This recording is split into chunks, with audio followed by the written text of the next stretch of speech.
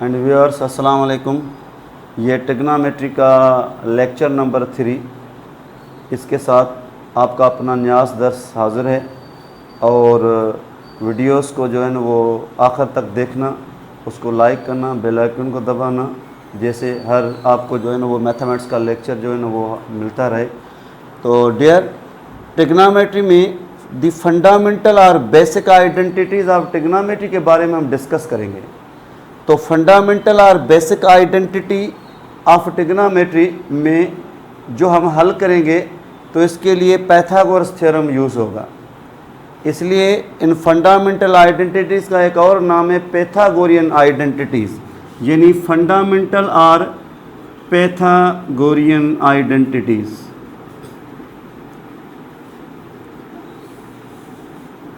तो ये Pythagorean identities का मकसद है कि these identities derived by Pythagoras theorem.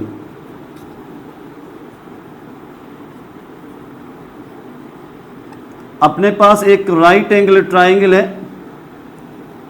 इस राइट एंगल ट्रायंगल में अगर ये ए बी सी और यहाँ पे एक सपोज एक्यूट एंगल है और ये 90 डिग्री राइट एंगल, तो राइट एंगल के अपोजिट में ये क्या होगा, हाइपोटेन्यूस। और एक्यूट एंगल जो सपोज की उसके साथ जो एडजेसेंट साइड है उसका नाम है बेस, और इसके अपोजिट में ये क्या है, परपेंडिकुलर। तो according to this right angle triangle, Pythagoras theorem अपने पास है hypotenuse square is equal to base square plus perpendicular square. तो इस कंप्लीट पाइथागोरस थ्योरम को अगर किसी भी एक साइड के स्क्वायर से डिवाइड किया जाए तो कोई ना कोई हमें एक आइडेंटिटी मिलेगी, उसका नाम है फंडामेंटल और basic identity of trigonometry. So there are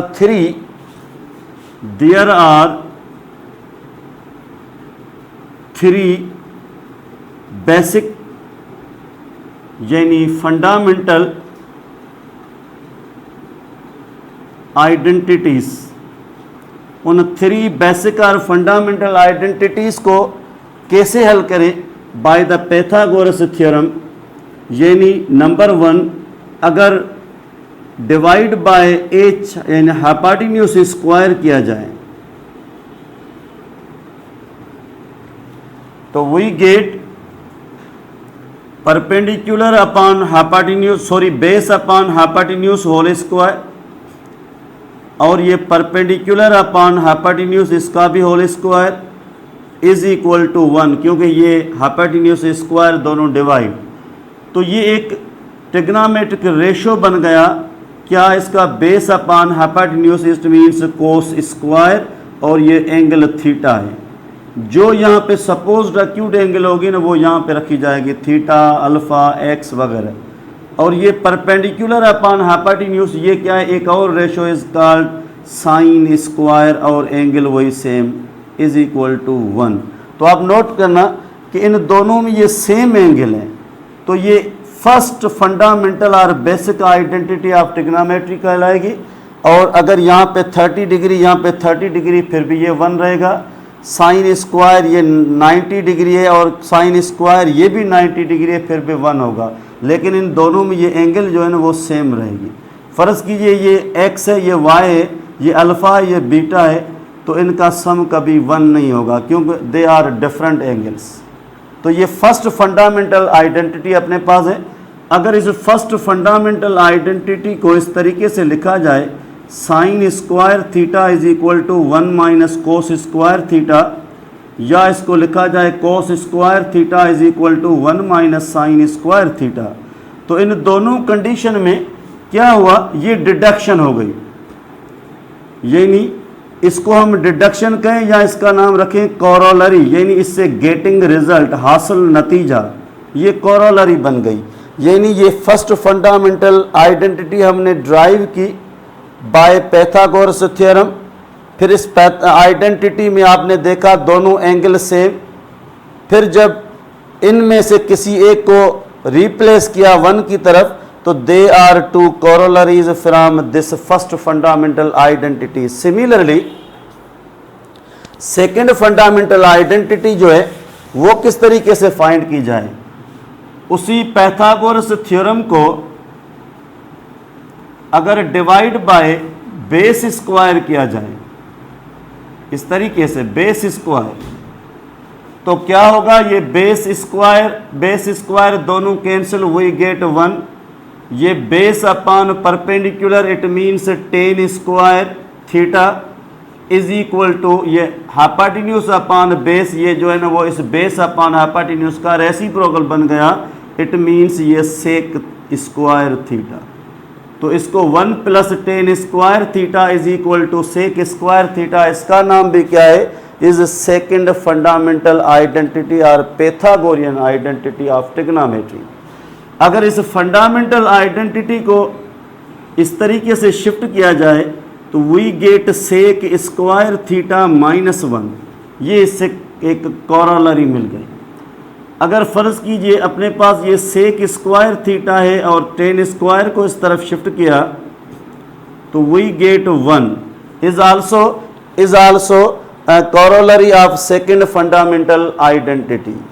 इसी तरीके से अगर अपने पास वही सेम पाइथागोरस थ्योरम मौजूद है, लेकिन उस पाइथागोरस थ्योरम को डिवाइड किया थर्ड साइड के स्क्वायर से, यानी perpendicular square and divide by perpendicular square, तो ये परपेंडिकुलर स्क्वायर दोनों cancel, we get 1। Base upon perpendicular जो है वो स्टेन का रेसिप्रोकल, यानी कोट स्क्वायर थीटा, और ये हाइपोटेन्यूज अपॉन परपेंडिकुलर, ये क्या है, ये साइन का रेसिप्रोकल, यानी कोसेक स्क्वायर थीटा। तो इस कंडीशन में ये थर्ड फंडामेंटल और पैथागोरियन आइडेंटिटी मिल गई। लेकिन इन सब में शर्त क्या है, वो एंगल हमेशा सेम रहेगी।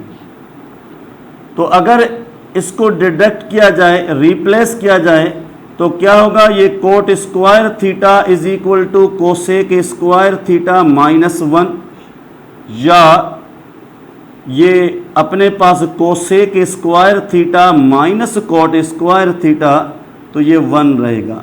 तो इन तीनों का नाम है फंडामेंटल आइडेंटिटीज ऑफ ट्रिग्नोमेट्री। सबसे एक कंक्लूजन ये भी है कि अगर कहा जाए sine square theta plus cos square theta equal to sec square theta minus tan square theta is equal to cot square cosec square theta और माइनस कोट स्क्वायर थीटा, तो इन तीनों की वैल्यू बराबर है। It means transitive property of equality हो गई। क्यों, इन सब की वैल्यू क्या है सर, इन सब की वैल्यू 1 के बराबर है। It means 3 fundamental identities of trigonometry are equal. इस तरीके से अगर इन फंडामेंटल आइडेंटिटीज से हम आगे और कंडीशन को निकालें, फर्ज कीजिए अपने पास ये है साइन स्क्वायर 30 डिग्री और ये है कोस स्क्वायर, ये है 60 डिग्री।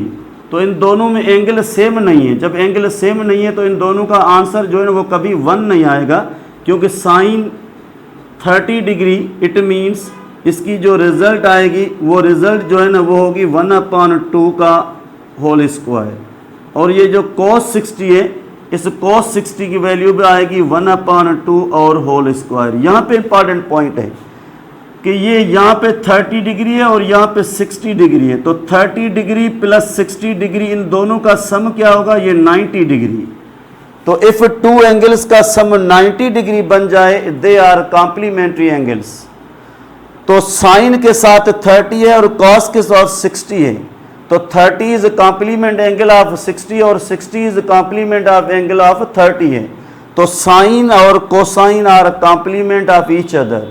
तो स्टूडेंट याद रखना कि ये जो मैंने साइन लिखा है तो इसमें ये है साइन, अगर इस साइन के आगे CO को दिया जाए तो ये कोसाइन बन जाएगा।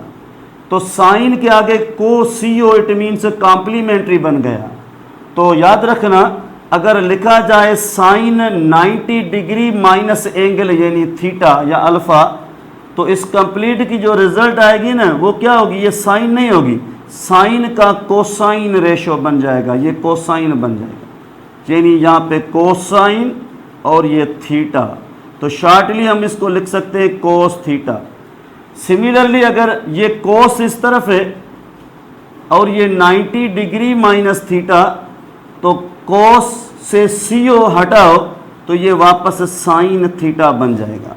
इसका मकसद ये है कि साइन का जो कॉम्प्लीमेंट को रेशो है वो क्या है, कोसाइन है, और कोसाइन का जो को रेशो है वो क्या है, साइन है। इसलिए इन दोनों की कन्फर्म रिजल्ट सेम आएगी।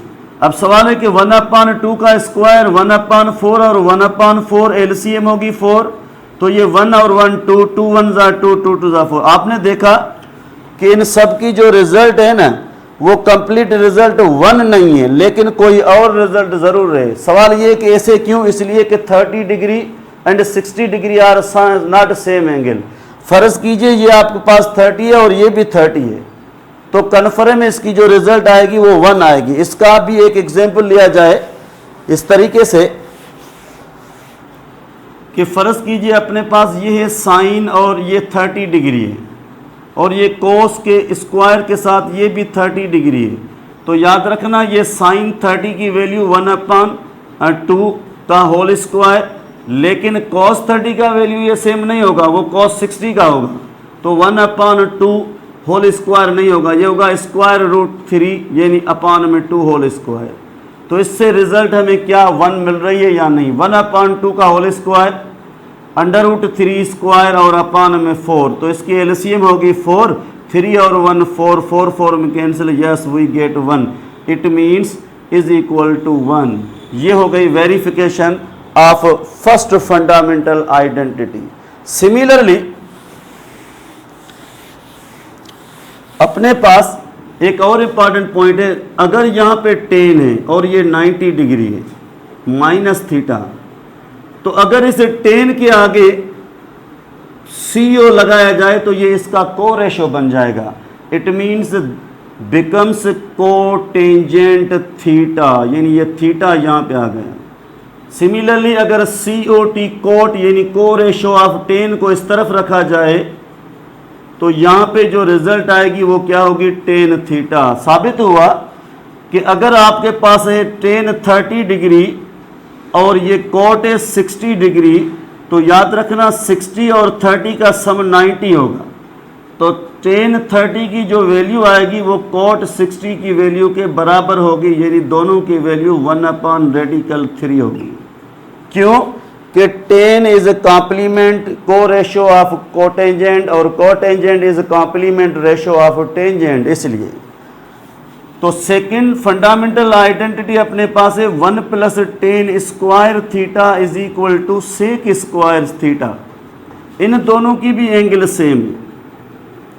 फर्ज कीजिए ये थीटा अपने पास है 45 डिग्री यानी π/4, तो क्या होगा 1 + 10 ये π/4 45 के ऊपर ये होल स्क्वायर और ये सेक स्क्वायर, लेकिन ये π/4 ये होल स्क्वायर बन गए, तो 1 + 10 45 1 का स्क्वायर और ये सेक 45 है, तो ये कोस का रेसिप्रोकल है, इट मीन्स रेडिकल 2 के ऊपर स्क्वायर।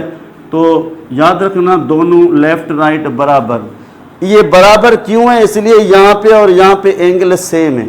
अगर यहाँ पे एंगल चेंज होगी और यहाँ पे एंगल चेंज होगी तो ये कभी इक्वल नहीं होगा, तो फिर ये फंडामेंटल आइडेंटिटी में शामिल नहीं है। कभी कभी MCQ इस तरीके से भी आता है। फॉर MCQ 1 + 10 स्क्वायर, फर्ज कीजिए यहाँ पे आ गया कि ये 60 है, इज डैश, फिर ऑप्शन होगा, फर्ज कीजिए ऑप्शन आ गया सेक स्क्वायर 60 डिग्री। अगर ऑप्शन आ गया कि ये जो कंप्लीट है ना वो 4 के बराबर है, तो आप क्या करोगे, according to second fundamental rule identity 1 + 10 square theta is sec square, yes इन दोनों की एंगल सेम होनी चाहिए, तो ये ऑप्शन नंबर ए भी सही है। अगर इसकी वैल्यू पुट की जाए तो 1 + 10 60 की वैल्यू उसके ऊपर ये स्क्वायर, तो ये 1 + 3, तो 1 + 3 क्या होगा 4। इसका मकसद ऑप्शन नंबर बी भी सही है। इट मीन्स बोथ ए और बी, यानी ऑप्शन नंबर सी सही होगा। ठीक है, तो इस तरीके से हम आगे इसको कंटिन्यू रखेंगे इंशाल्लाह। कल से आगे कंटिन्यू होगा। Hope you understand.